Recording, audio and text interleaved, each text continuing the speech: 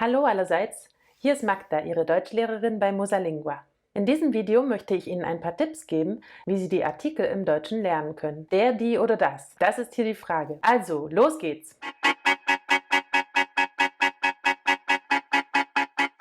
Beginnen wir mit den Grundlagen, den Basics. Was sind eigentlich Artikel? Das sind die kleinen Wörter vor einem Nomen. In der deutschen Sprache starten sie alle mit einem D. Ein Nomen kann also maskulin der, feminin die oder neutral das sein. Ich weiß, dieses Thema ist für viele Deutschlerner einfach Horror. Aber es gibt ein paar Dinge, die Ihnen beim Lernen helfen können. Wenn Sie von Beginn an den Artikel einfach mit dem Nomen lernen, haben Sie später weniger Probleme. Schreiben Sie die Kombination von Artikel und Nomen auf oder sprechen Sie die Kombination immer wieder aus. Das hilft dem Gedächtnis. Merken Sie sich einfach, ein Nomen ohne Artikel ist nicht komplett. Wenn Sie die Wörter aufschreiben, können Sie 3 Farben nutzen. Für maskuline, feminine und neutrale Nomen. Das klingt vielleicht erstmal komisch, ist aber eine gute Hilfe für unseren Kopf. Oft helfen uns Kategorien, den korrekten Artikel zu finden. Ein Beispiel. Der Monat ist ein maskulines Nomen. Was ist also der Artikel von Januar, Februar, März und so weiter? Na klar, der. Das funktioniert auch für der Tag. Also der Montag, der Dienstag, der Mittwoch und so weiter. Am Anfang lernen wir oft Nomen für alle Dinge, die um uns herum sind. Was steht zum Beispiel in meinem Zimmer? Finden Sie ein Muster? Alle Möbel zum Sitzen sind maskulin. Die Dekoration ist feminin und die Möbel zum Schlafen und Relaxen sind neutral. Natürlich gibt es Ausnahmen, aber wenn Sie in Ihrem Kopf Kategorien bilden und vielleicht sogar eine kleine Geschichte zu den Wörtern erfinden, lernen Sie die Artikel schneller. Die deutsche Sprache ist bekannt für ihre langen Wörter. Oft kombinieren wir 2, 3 oder mehr Nomen und machen daraus ein Wort. Für das Thema Artikel ist das eine gute Nachricht. Ich erkläre Ihnen warum. Ich habe ein Haus, das Haus. Und das Haus hat eine Tür, die Tür. In vielen Sprachen sage ich hier so etwas wie